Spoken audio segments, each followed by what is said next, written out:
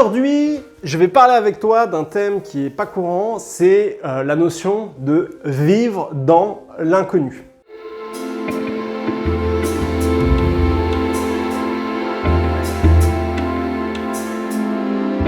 Je vais essayer de te montrer que cette notion de vivre dans l'inconnu est extrêmement importante pour un créateur comme toi et comme moi. Pourquoi? Parce que il n'y a que quand tu vis dans l'inconnu que tu peux laisser la créativité, le flow créatif venir en toi et t'aider à exprimer des choses nouvelles.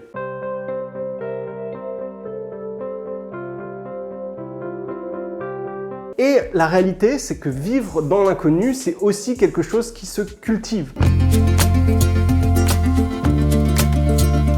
C'est aussi quelque chose que tu peux alimenter, que tu peux permettre de venir voir le jour. C'est des choses simples, mais par exemple, des choses que tu as peur de faire, par exemple partir seul avec un sac à dos.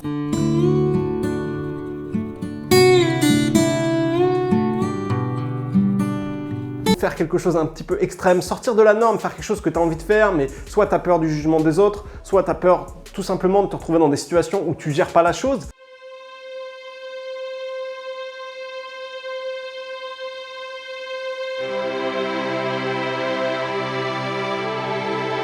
En restant dans un cadre où finalement c'est assez safe. Moi par exemple, j'ai eu l'occasion de partir en Angleterre avec mon sac à dos et au départ c'était un voyage qui devait juste être de la visite, de la relaxation, un petit peu d'aventure.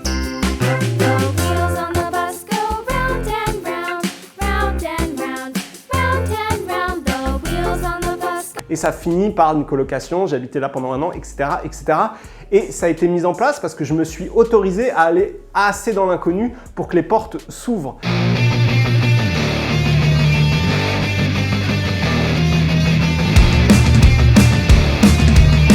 Alors, je te dis pas de prendre un sac à dos et de partir en Angleterre. Chacun a sa manière de voir les choses, chacun peut faire ce qu'il a envie de faire et peut-être que ça peut être beaucoup plus simple. Peut-être que aller se promener seul dans la nature, dans les bois pour être toi avec toi-même et ressentir des choses que tu n'as pas ressenties, c'est pour toi, c'est un pas vers l'inconnu et ça suffira complètement.